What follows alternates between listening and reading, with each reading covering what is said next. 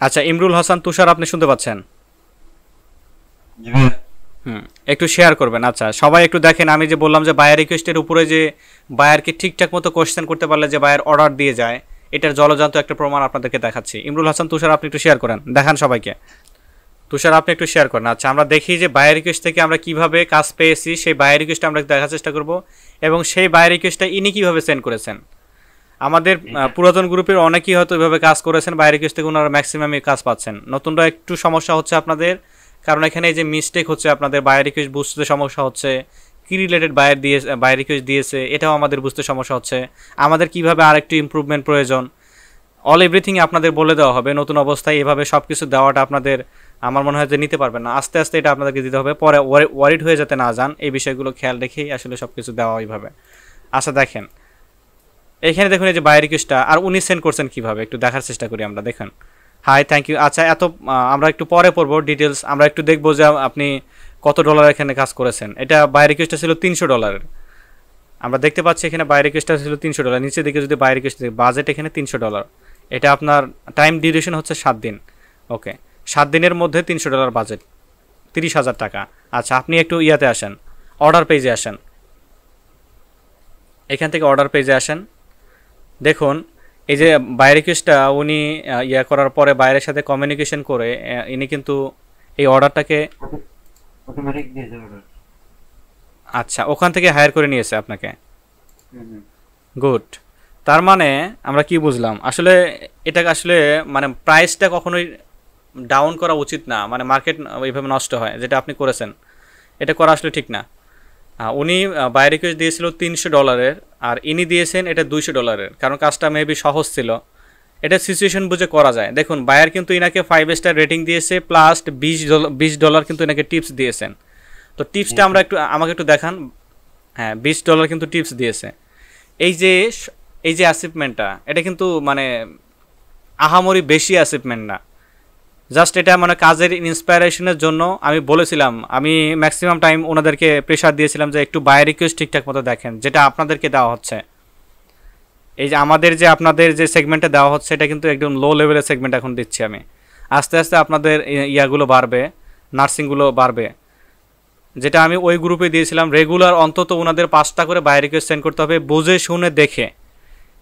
ইমরুল হাসান তুষার হয়তো সেটাই করেছে, বায়ার রিকোয়েস্টটা অনেক বড়, সে ধৈর্য ধরে পড়েছে, দেন বাইরের মেসেজ বুঝেছে সে। কিন্তু মানে আমাদের টেন্ডেন্সিতে কী আছে যে বায়ার রিকোয়েস্ট যখন আসে তখন নতুন অবস্থায় সেই বায়ার রিকোয়েস্টে বেশিক্ষণ থাকে না, বড় জোর আপনার 2 মিনিট, 5 মিনিট, 7 মিনিট এরকম থাকে।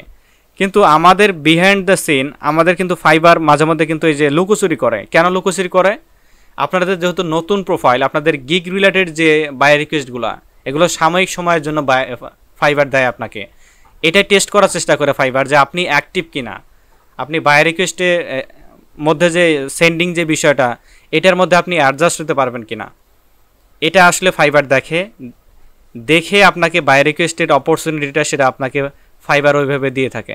তো আমাদের আসলে করণীয় কি? আমাদের করণীয় হচ্ছে নতুন অবস্থায় যেহেতু আমরা ফাইবারে নতুন আসছি, সেহেতু আমাদের বায়ার রিকোয়েস্টের দিকে একটু নজর দিতে হবে। অনেকে হয়তো কোশ্চেন করেন যে ভাইয়া আমার বায়ার রিকোয়েস্টটা আসে না, buyer request relevant buyer request আসে না। আমি এটা আগেও বলেছি, এখন আপনাদের বলতেছি যে রিলেভেন্ট বায়ার রিকোয়েস্টের জন্য অবশ্যই আপনার প্রোফাইলটা একটু কাস্টমাইজ করা প্রয়োজন। কি কাস্টমাইজ করবেন? যে সার্ভিসটা দিচ্ছেন এই সার্ভিসের উপরে আপনার স্কিলগুলো ঠিকঠাক মতো ওখানে অ্যাড করেছেন কিনা, নাম্বার 1।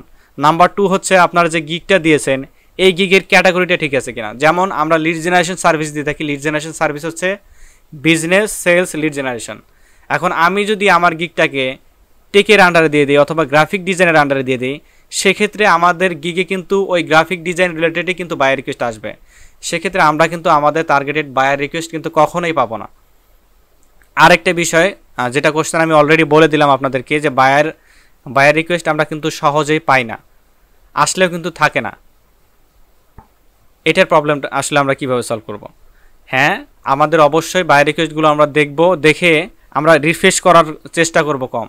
বায়ার রিকোয়েস্ট আমি সেন্ড করব, যদি আপনারা ঠিকঠাক মতো বায়ার রিকোয়েস্টটা সেন্ড করতে পারেন, বাইরের যে টার্গেটিং পয়েন্টটা সেটা বুঝে যদি সেন্ড করতে পারেন, দেখবেন আপনার বায়ার রিকোয়েস্টটা আস্তে আস্তে অপটিমাইজ হচ্ছে, উপরের দিকে যাবে, একদমই উপরের দিকে চলে যাবে। যদি রিলেভেন্ট ফাইবার যদি বুঝতে পারে যে ফাইবার কিন্তু একটা এআই সিস্টেম, এ কিন্তু বুঝতে পারে এটা টেক্সট বেস, যেহেতু বায়ারের সাথে জাস্টিফাই করে আপনার টেক্সটের সাথে মিলিয়ে দেখবে যে কত রিলেভেন্স এখানে আছে, দেন ফাইবার কিন্তু এটাকে আসলে আস্তে আস্তে বুস্ট করে নেবে।